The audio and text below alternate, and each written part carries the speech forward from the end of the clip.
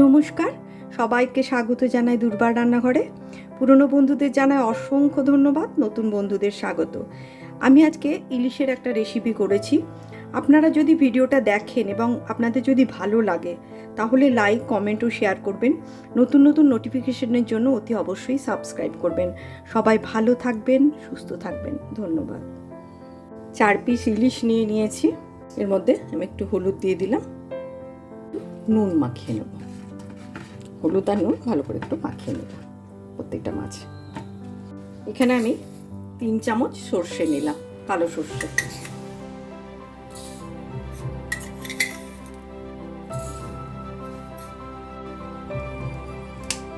এখানে 2টো লঙ্কা দিলাম আর একটু নুন দেব।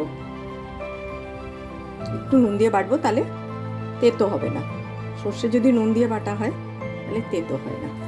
সর্ষেটা আমি ছেঁকে নেব।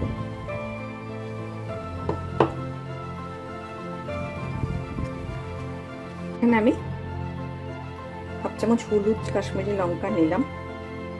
হলুদ আর একটু দেব,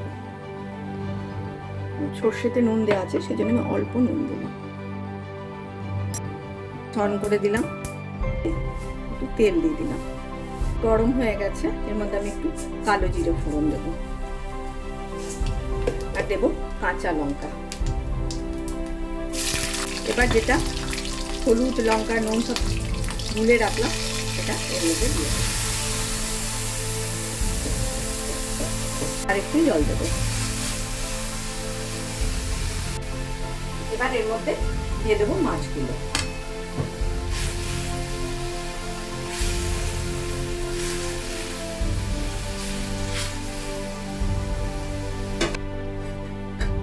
চার 5 মিনিট ফুটবে।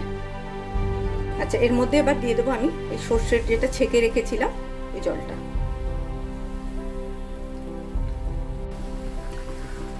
এটা হয়ে গেছে। এবার আমি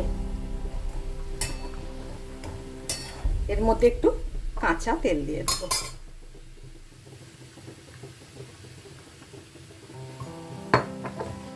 দিয়ে গ্যাসটা অফ করে দেবো।